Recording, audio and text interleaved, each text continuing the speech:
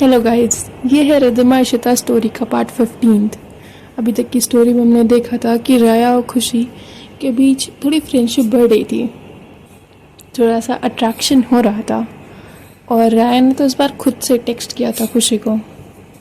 दूसरी तरफ इशिता और रिद्धिमा ये दोनों भी एक ट्रिप पे जा रहे थे, जहाँ पे रिद्धिमा का तो क्लियर प्लान था कि उसको इशिता को बस यूज़ करना है, उसके नाम पे रजिस्ट्री करवानी है अपनी कंपनी और अपने जो भी बिज़नेस है, और प्रॉफिट वो रखेगी।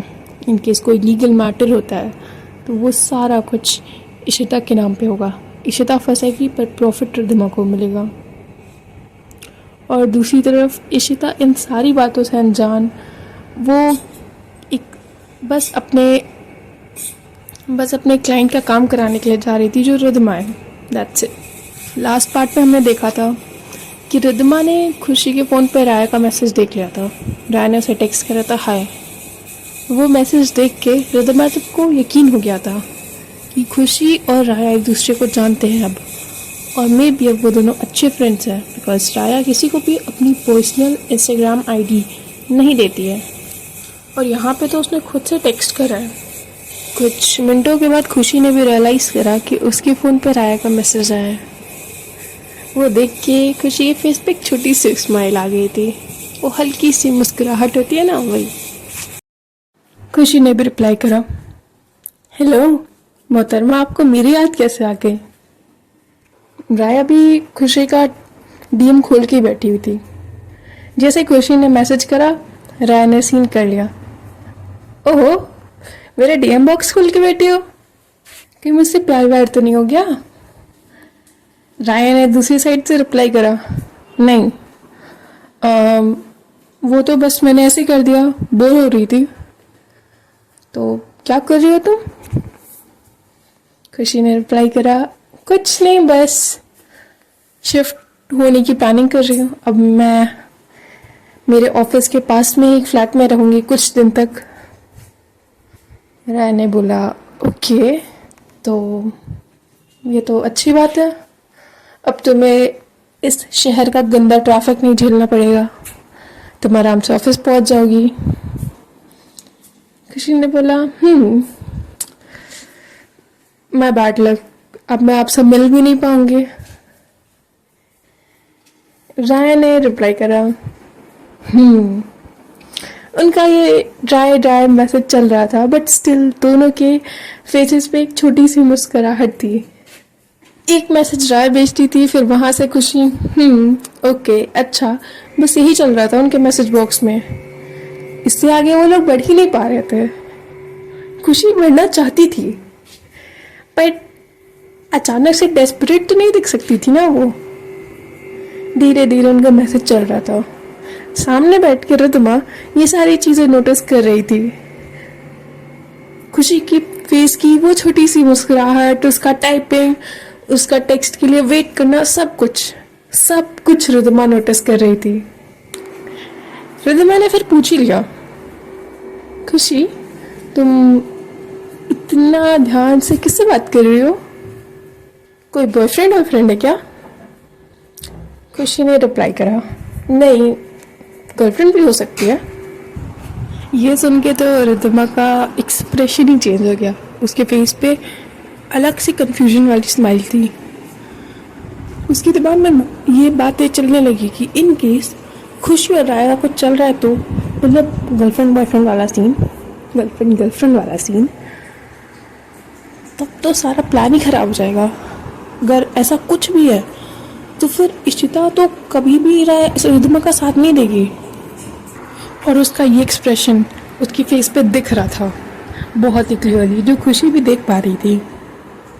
खुशी ने कुछ पॉज लेके बोला, आपको मेरे रिलेशनशिप में आने से क्या प्रॉब्लम हो रही है। रिद्धिमा ने रिप्लाई करा, मुझे क्या ही प्रॉब्लम होगी तुम्हारे रिलेशनशिप में आने से। ओके, बट आपका फेस का एक्सप्रेशन तो कुछ और ही बता रहा है। रिद्धिमा ने रिप्लाई करा, मैं टेंशन में हूँ क्योंकि तुम किसी गलत इंसान के साथ रिलेशनशिप में ना हो जाए, क्योंकि अभी तुम नई आई हो यहाँ पे।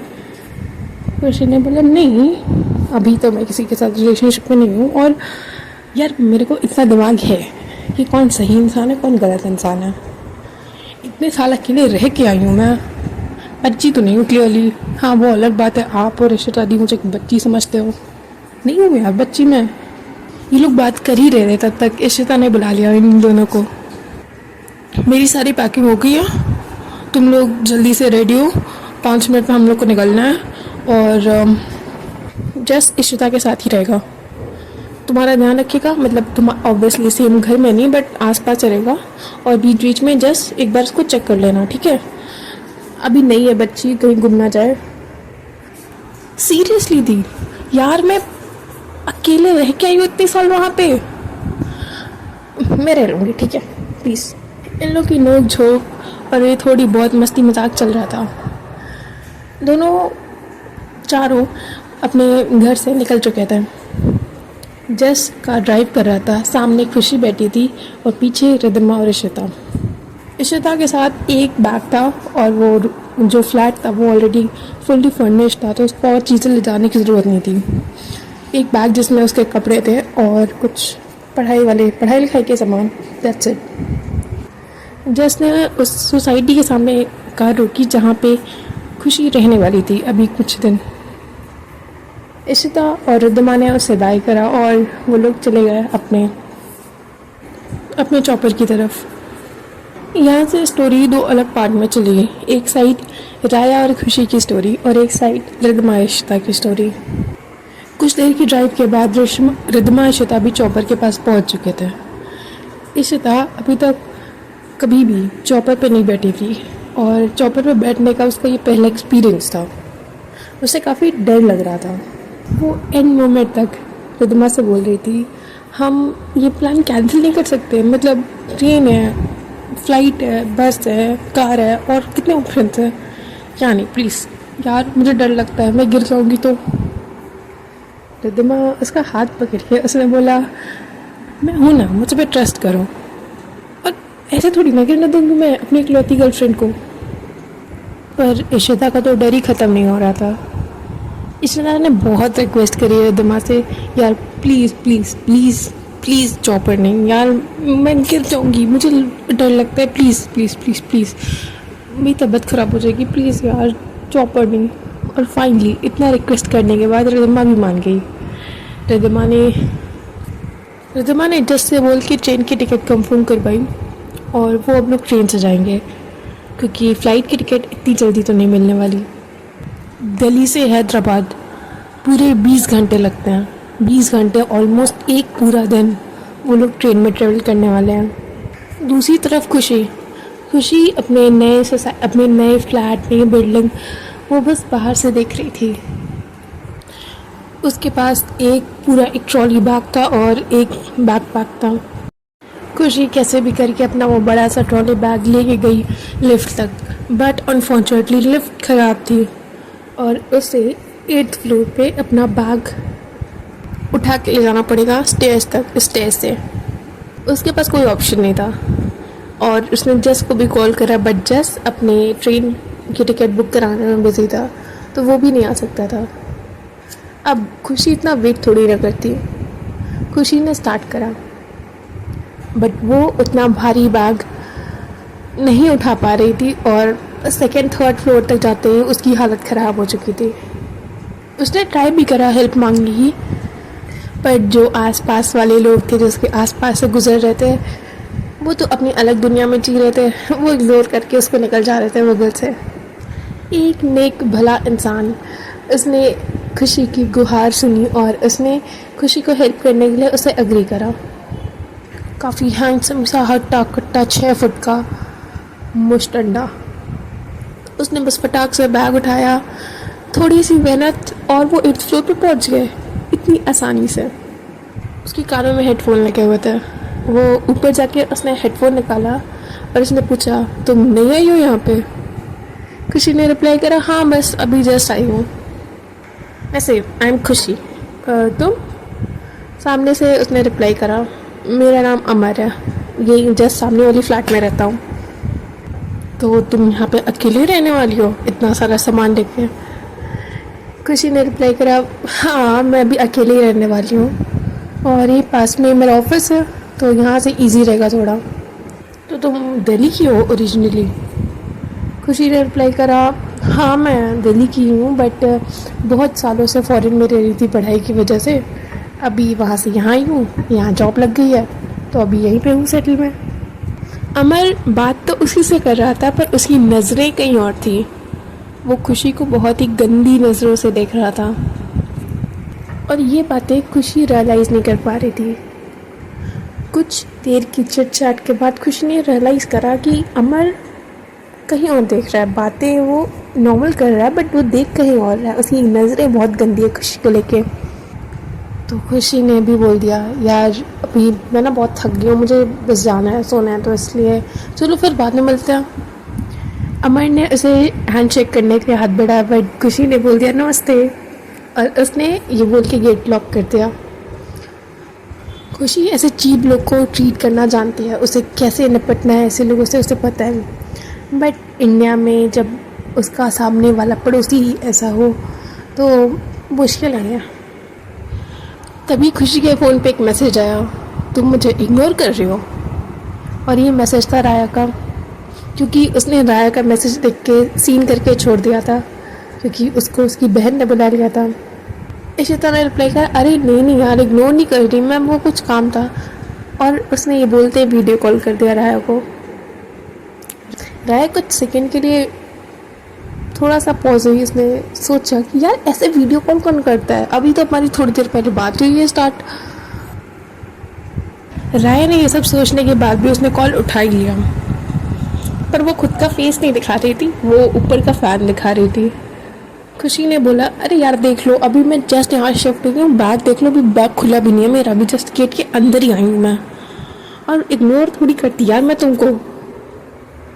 सामने से राय ने बोला ठीक है कोई ना, बट ऐसे वीडियो कॉल कौन करता है यार, अभी तो हमारी थोड़ी देर पहले बात स्टार्ट हुई है। खुशी ने बोला, हाँ तुम्हारी इतनी खूबसूरत शक्ल है, देख लूँगी मैं तो नज़र लग जाएगी ना। राय ने फ़ोन उठा के अपनी तरफ करा, उसने छोटी छोटी आंखें करके खुशी को देखा। उसने बोला, तुमसे कोई बात सीधी से नहीं हो पाती क्या, तुम हर टाइम टॉन्ट मारती रहती हो। खुशी ने बोला, अरे सच्ची कसम से इतनी खूबसूरत, बला की खूबसूरत इंसान हो तुम, मैं देख लूँगी तो नज़र तो लग जाएगी ना। राय ने थोड़ा अपना फेस पीछे करते हुए थोड़ा सा स्माइल करते हुए बोला, कुछ भी यार। किसी ने बोला, है ये स्माइल के साथ ये फेस, भाई मैं तो मर जाऊँगा। खुशी ने बोला, अरे सच्ची से बता रही हूँ, जाके अपनी नज़र उतरवा लेना, मेरी नज़र लगेगी तुमको, एकदम सेक्सी माल टोटा, एकदम कोकेन। राय ने बोला, बस शांत शांत शांत, तुम मुझे पटाने का ट्राई कर रही हो राइट। खुशी ने बोला, मैं ट्राई तो वही कर रही हूँ, पट जाओ तो मेरी किस्मत। खुशी की ये शुद्ध शाकाहारी फ्लर्टिंग से बहुत ज़्यादा ही स्माइल कर रही थी राया, और इतना स्माइल करते हुए खुशी ने कभी नहीं देखा था राया को। खुशी ने तो पाक से बोला, तुम्हें पता है बहुत फेमस डायलॉग है, बहुत ही फेमस कहावत है जो लोग कहते हैं। राया ने पूछा, क्या? किसी ने कहा, लड़की हंसी तो फंसी, और तुम हंस रही हो, सही बताओ मैं पसंद आ गई ना। राया ने बोला, चुप हो जाओ, तुम्हें और कोई बात कर रही है तो करो, ये क्या फालतू की फ्लर्टिंग कर रही हो मुझसे। खुशी ने बोला, नहीं मेरे पास और कोई तो काम नहीं है, तुम्हारी तारीफ करने के अलावा, तुम पे फ्लर्ट करने के अलावा मेरे पास क्या ही काम है। राय ने बोला, अरे यार कहाँ फंस गई मैं। अच्छा यार मुझे रेडी होने जाना है, तो बाद में कॉल बात करें। खुशी ने बोला, रेडी तो इतनी सुंदर तो लग रही हो तुम, अब क्या ही तुम्हें रेडी होने जाना है। राय ने बोला, मतलब नहाने जाना है यार, मुझे लेट हो रहा है, सुबह के 10 बज रहे हैं, 10-11 बज रहे हैं। खुशी ने बोला, ओ नहाने जाना है, ठीक है जाओ। अच्छा सुनो। राय ने बोला, क्या है, अब क्या हुआ? अच्छा तुम नहाने जा रही हो ना, खुशी ने बोला। राय ने कहा, हाँ अभी तो बताया मैंने। खुशी ने बोला, मैं भी चलूँ नहाने? राया ने शर्माते हुए फेस कैमरे से हटा लिया। उसके फेस पे बहुत बड़ी स्माइल थी, चेहरे पे ब्लश आ गया था, और राया को अच्छा लग रहा था, बुरा लग रहा था, उसे नहीं पता, बट उसके फेस पे स्माइल थी। खुशी तो फ्लर्ट पे फ्लर्ट करे जा रही थी, करे जा रही थी, करे जा रही थी। राया ने फ़ोन काट दिया बिना कुछ बोले। खुशी को लगा शायद मैंने कुछ ज़्यादा बोल दिया। खुशी ने दोबारा कॉल करा, राया ने नहीं उठाया। खुशी ने फिर करा, राया ने नहीं उठाया। खुशी ने फिर कॉल करा, राया ने इस बार कॉल उठा ही लिया। उसने बोला क्या है, क्या मसला है तुम्हें? यार वो सॉरी, मैंने वो ऐसे ही बोल दिया था, आई एम सो सॉरी। और ये बोलते वक्त खुशी के आवाज़ में रोने वाली आवाज़ हो गई थी उसकी। राया ने बोला अरे ठीक है, रो क्यों रही हो? खुशी ने बोला यार मैं रो नहीं रही, मतलब आई एम सॉरी ना, वो मतलब मेरे से थोड़ा सा फ्लो में फ्लर्ट हो गया। तो राया ने बोला अच्छा फ्लो में फ्लर्ट हो गया तुमसे, हैं? चलो ठीक है, कोई बात नहीं, मैंने गुस्से में कॉल नहीं काटा, मुझे सच्ची में हाँ नहीं जाना इसलिए कॉल काटा। खुशी ने बोला ओह अच्छा, तुमने गुस्से में नहीं काटा तो मैं ऐसे फ्लर्ट कर सकती हूँ ना? राया ने बोला हाँ ठीक है, कर ही सकती हो, बट अभी मैं नहाने जा रही हूँ। यहाँ खुशी और राया की लव स्टोरी काफ़ी तेज़ी से आगे बढ़ गया, जितना हमने एक्सपेक्ट नहीं करा था उससे ज़्यादा तेज़ी से। और दूसरी तरफ रिद्धिमा और इशिता, उन दोनों का तो धीरे धीरे कछ वजह से चल रही है। रिद्धिमा और इशिता ट्रेन में पहुंच चुके थे। उनका अलग से कैबिन था, उनके कैबिन में केवल उन दोनों की ही सीट्स थी और काफ़ी अच्छा लग्जरी कैबिन था जो केवल बहुत ही रेयर लोगों को मिलता है, वैसा बहुत ही लग्जरी टाइप का कैबिन था। और वो नॉर्मल कैबिन्स में अटैच था, जैसे नॉर्मल कैबिन था उसमें से एक कैबिन साइड वाला लग्जरी कैबिन है जो रिद्धिमा और इशिता का था। इशिता रिद्धिमा अपने कैबिन में आ चुके थे, मतलब अपनी कैबिन के पास में। वो अपनी कैबिन के जस्ट गेट के सामने खड़े थे और वहाँ पे उन्हें बहुत ही ज़्यादा अल्कोहल की स्मेल आ रही थी। उनके जस्ट बगल वाले कैबिन में कुछ लड़के अल्कोहल पी रहे थे और ये ट्रेन थी, यहाँ पे वो लोग बॉडीगार्ड लेके नहीं आ सकते थे। तो इशिता और रिद्धिमा दोनों अकेले आए थे, उनके साथ कोई बॉडीगार्ड, कोई सिक्योरिटी, कुछ नहीं था। तो इस सिचुएशन में रिद्धिमा चाह के भी उन लड़कों को मना नहीं कर सकती थी क्योंकि वो सब ड्रंक थे, एकदम अपनी होश आवाज़ खो के बैठे हुए थे उस कैबिन में। वो लड़के, रिद्धिमा चाहती थी बोलना, बट उसे वापस से अपने कैबिन में आके अंदर से डोर लॉक कर लिया। इशिता और रिद्धिमा दोनों उस कैबिन में थे। रिद्धिमा ने पूछा अब खुश, अब नहीं जा रहे हम लोग चॉपर से, जा रहे हैं हम लोग इस ट्रेन से, बेकार सी ट्रेन से जिसमें जस्ट बगल में हमारे 3-4 नशेड़ी पड़े हुए हैं, भंड होके एकदम पूरी तरीके से। खुश हो गई अब? रिद्धिमा गुस्से में थी, चिड़ी हुई थी क्योंकि ऑब्वियस सी बात है, बगल में नशेड़ी गजेड़ी बैठे हो तो ऑब्वियसली गुस्सा आएगा। क्योंकि प्राइवेट में ड्रिंक करना, प्राइवेट में स्मोक करना अलग चीज़ होती है, पर जहाँ पब्लिक स्पेस हो वहाँ पे नहीं करना चाहिए। इशिता ने उसके पास आके पूछा क्या हो गया, क्यों चिढ़ रही हो इतना तुम? ठीक है ना, है तो है, अब हम लोग तो कुछ नहीं कर सकते, हम लोग अपने कैबिन में हैं, सेफ है हम लोग, और क्या चाहिए तुम्हें? रिद्धिमा ने रिप्लाई करा हम लोग इस ट्रेन में ना 20 घंटे रुकने वाले हैं, मुझे नहीं पता मैं कैसे उन लोगों को टॉलरेट करूँगी यार, मुझे बस केबिन में पड़े रहना, मुझे जाना ही नहीं है बाहर। इशिता उसके बगल में आके उसके दूसरे कंधे पे हाथ रख के उसको बोल रही थी यार कोई बात नहीं बच्चा, मैं हूँ ना। रिद्धिमा ने थोड़ा सा पॉज होके इशिता की तरफ देखा, कोई नहीं क्या, तुमने मुझे बच्चा बोला? इशिता ने बोला मतलब हाँ वो गलती से निकल गया। ओह अच्छा ठीक है। पूरे केबिन में कुछ सन्नाटा था। रिद्धिमा ने वो साइलेंस तोड़ते हुए पूछा तो वैसे हम लोग ये 20 घंटे यहाँ ट्रेन में क्या करेंगे? प्लीज़ बताओ मुझे, प्लीज़ इनलाइटेंड करो मुझे इस नॉलेज से कि हम लोग यहाँ 20 घंटे क्या करने वाले हैं। इशिता ने बोला यार कुछ भी कर सकते हैं हम लोग, खेल सकते हैं हम लोग, कुछ मूवीज़ देख सकते हैं, बातें कर सकते हैं। तुमको तो मुझसे बड़ा प्यार आ रहा है तो रहो मेरे साथ 20 घंटे। नहीं रह पा रही हो मेरे साथ 20 घंटे तुमको अभी तक तो मेरे साथ ज़िंदगी पर रहना था, 20 घंटे नहीं रहा जा रहा मेरे साथ है? रिद्धिमा ने बोला तुम क्यों भड़क रही हो मेरे ऊपर। खुशी और राया के फ्लर्टी मैसेजेस चल रहे थे, खुशी और राया की वो मस्ती चल रही थी। बट यहाँ इस साइड रिद्धिमा और इशिता एक दूसरे पर चढ़े हुए थे और इसी थोड़ी सी लड़ाई झगड़े नोक झोंक के बीच इशिता अचानक से खड़ी हुई और डिसबैलेंस होने की वजह से वो गिर गई। उसके बैक में काफ़ी चोट आई, वो बहुत तेज से चिल्लाई। रिद्धिमा उसके पास तुरंत जाते हुए उसने उसको उठाने में हेल्प करा। इशिता का बैक और इशिता की गर्दन शायद काफ़ी खिंच गई थी, उसको नेक और बैक में बहुत ज़्यादा पेन हो रहा था।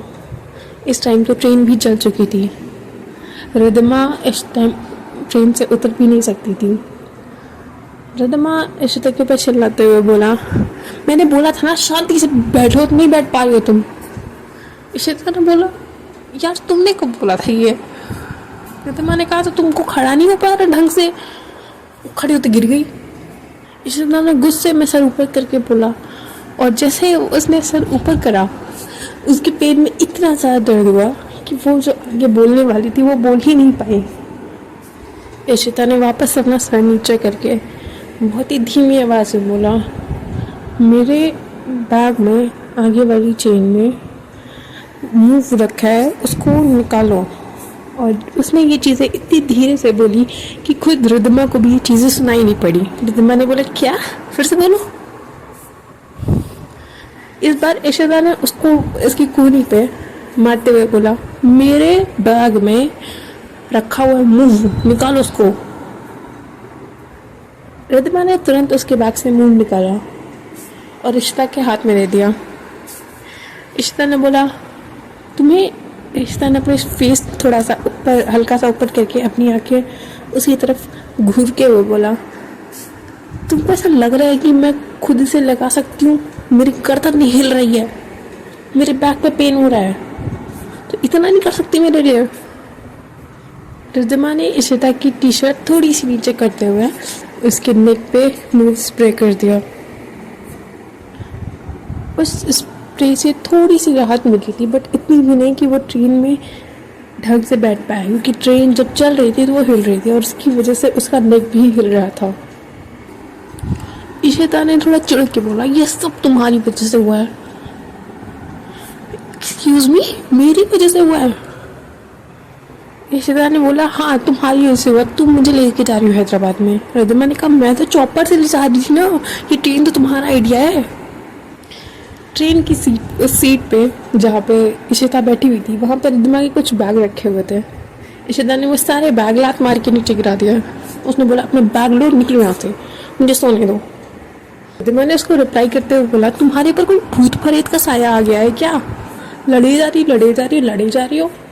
इशिता ने बस आराम से उस पिलो पे, वहाँ पे जो सीट थी, सीट के पिलो पे सर रखा और वो सोने का ट्राई कर रही थी, बट जो ट्रेन हिल रही थी जिसकी वजह से उसके पेन पे थोड़ा थोड़ा दर्द हो रहा था। रिद्धिमा अपनी बग करे जा रही थी, पर इशिता को पेन हो रहा था और वो बहुत ही ज़्यादा अनबियरेबल पेन था।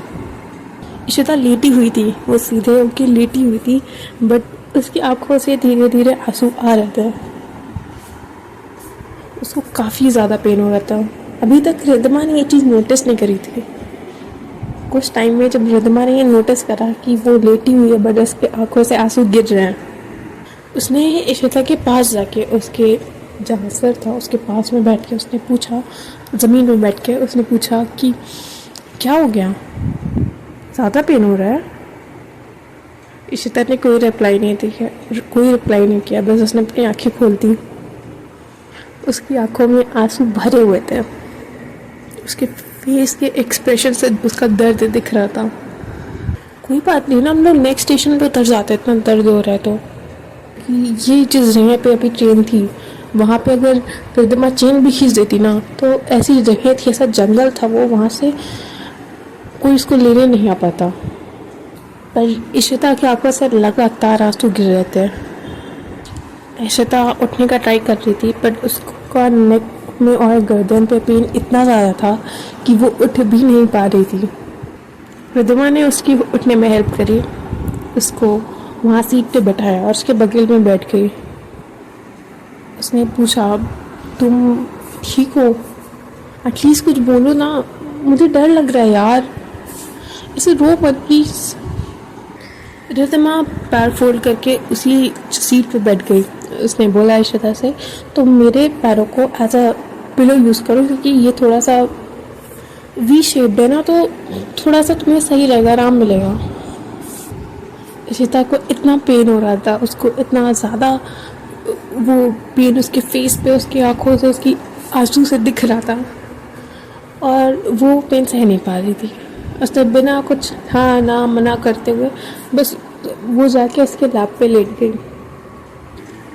रिद्धिमा वहाँ पे बैठी हुई है, इशिता उसके लैप पे अपना सर रख के लेटी हुई है। उसकी आंखों से आंसू गिर रहे लगातार। इस टाइम रिद्धिमा भी सोच रही थी कि यहाँ से अगर वो नेक्स्ट स्टॉप पे उतर गई ट्रेन से, तो वो आगे हैदराबाद नहीं जा पाएगी, जिससे उसका प्लान नहीं कंप्लीट हो पाएगा। और ये सारी चीज़ें वो थोड़ा सा लीन डाउन होके आंखें बंद करके सोच रही थी। तभी इशिता ने आंखें खोली। इशिता ने जैसे रिद्धिमा के फेस की तरफ देखा तो उसका फेस थोड़ा सा कम दिखाई दे रहा था, बल्कि रिद्धिमा के प्राइवेट पार्ट मतलब चेस्ट एरिया ज़्यादा दिखाई दे रहा था, ज़्यादा विजिबल था, क्योंकि इशिता उसके बहुत ज़्यादा पास में थी। और पता नहीं कैसे इशिता इतने पेन में उसके अंदर के हॉर्मोन्स जाग रहे थे। उसके अंदर कुछ और ही फीलिंग आ रही थी जो इतने पेन में नहीं आनी चाहिए, बट आ रही थी उसके अंदर। इशिता ने थोड़ी सी स्ट्रेट आवाज़ में रिद्धिमा से पूछा, तुम मुझे प्यार करती हो? रिद्धिमा की आंखें खुली। रिद्धिमा ने इशिता की तरफ देखा। उसने बोला, हाँ मैंने बोला था तुम्हें। इशिता ने बोला, तुम मेरे लिए कुछ भी कर सकती हो? रिद्धिमा ने कहा, हाँ। इशिता ने कहा, तुम मुझे किस कर सकती हो? रिद्धिमा की आंखें थोड़ी सी नीचे हो गई इशिता की फेस की तरफ। वो थोड़ा सा कुछ सेकंड के लिए पॉज हुई। इशिता ने फिर एक स्ट्रेट आवाज़ में बोला, अपना फेस नीचे करो मेरी तरफ। इशिता के इस आवाज़ में कमांड था, ना कि दर्द और सॉफ्टनेस। इशिता ने वापस रिपीट करा, अपना फेस नीचे लाओ। इशिता रिद्धिमा ने बिना कुछ पूछे अपना फेस नीचे कर दिया इशिता के फेस के पास। पर अभी भी दोनों के फेस में काफ़ी डिस्टेंस था, दोनों के लिप्स के बीच काफ़ी डिस्टेंस था।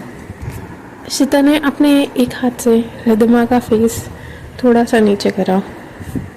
इस टाइम इशिता काफ़ी बोलती, पर रिद्धिमा की हार्ट बीट इतनी तेज थी कि शायद वो पूरी केबिन में गूंज रही थी।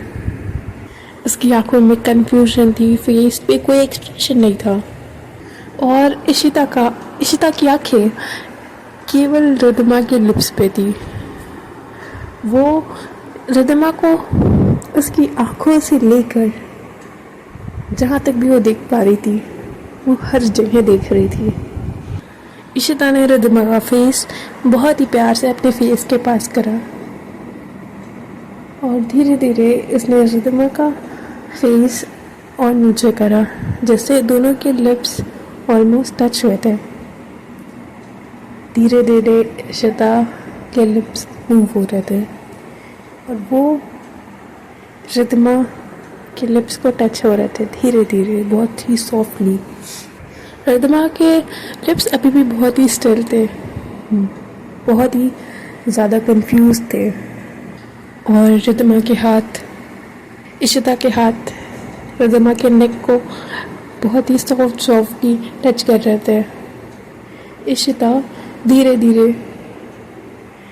रिद्धिमा की लिप्स को बाइट कर रही थी, और वो किस धीरे धीरे बहुत ही पैशनेट किस में बदल रही थी। रिद्धिमा कंफ्यूज थी अभी भी, पर वो किस को एंजॉय कर रही थी। इशिता के हाथ रिद्धिमा के नेक पे थे, उसके बालों में थे, उसके नेक पे स्लाइड कर रहे थे। और फिर इशिता का फ़ोन बजता है। इशिता का फ़ोन बजना स्टार्ट हो चुका है, बट स्टिल रिद्धिमा इशिता अपने किस में इतना डूबे हुए हैं कि उनको सुनाई ही नहीं पड़ रहा है कि बगल में फ़ोन बज रहा है, क्या होया उन्हें कुछ नहीं सुनाई दे रहा। दोनों बस अपने किस में डूबे हुए थे। और फिर अचानक से ट्रेन में एक झटका लगता है, जिससे इशिता को बहुत ही ज़्यादा गंदा वाला दर्द होता है। इशिता, अरे यार दर्द हो गया। और इसी झटके की वजह से थोड़ा सा रिद्धिमा के लिप्स साइड से कट जाते हैं। रिद्धिमा बहुत ज़्यादा तो पीछे नहीं हुई थी इशिता से, बस कुछ इंचेस की दूरी थी रिद्धिमा और इशिता के फेसेस में।